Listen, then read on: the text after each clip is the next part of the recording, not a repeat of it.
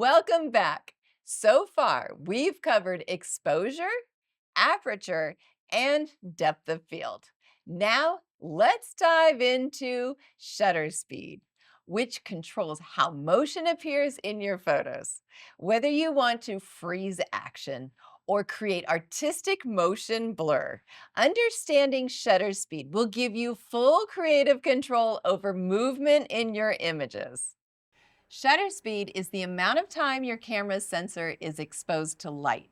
It's measured in fractions of a second, like 1/1000th of a second, 1/250th of a second, or even several seconds for long exposures.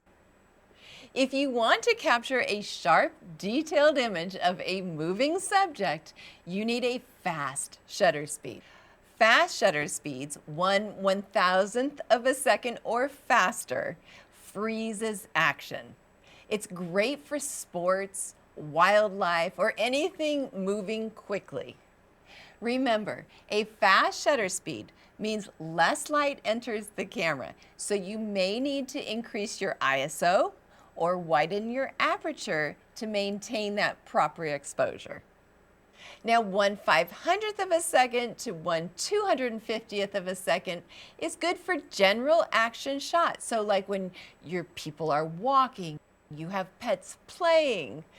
While moderate shutter speeds, 1/250th of a second to 1/60th of a second, works well for everyday shooting with minimal motion blur. Now, let's explore the opposite effect, motion blur. By using a slow shutter speed, you can show your movement rather than freeze it. This is great for artistic effects.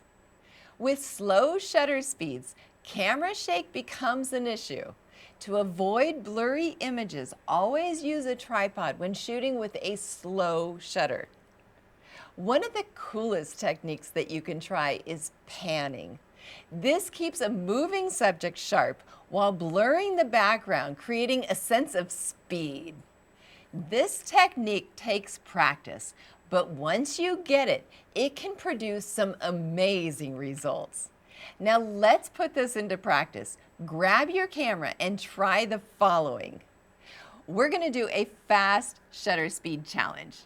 Take a photo of a moving subject at 1/1000th of a second and compare it to one at 2/50th of a second. Slow shutter speed experiment now. Use a 1/10th of a second or slower to create motion blur with a moving object. And let's do a panning test. Try to track a subject moving across your frame while using 1/30th of a second or slower.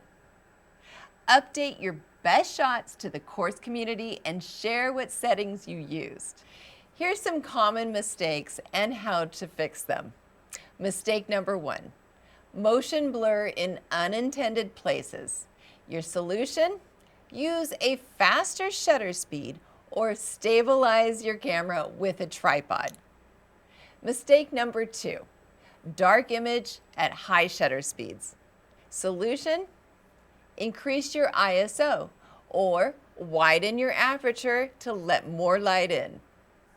Mistake number 3, images too bright with long exposure. Your solution?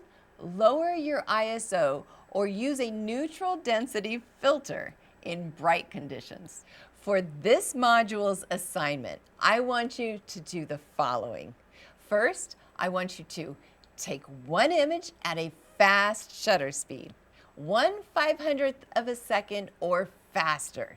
This will freeze the action. I also want you to take one image at a slow shutter speed, 1/10th of a second or slower. This will create motion blur. I also want you to try panning with a moving subject at around 1/30th of a second. I want you to compare your results and upload your best images to the course community. Feel free to experiment with different subjects. In the next module, we'll explore ISO and image quality where you'll learn how to adjust ISO to get the best results in different lighting conditions. See you in the next lesson.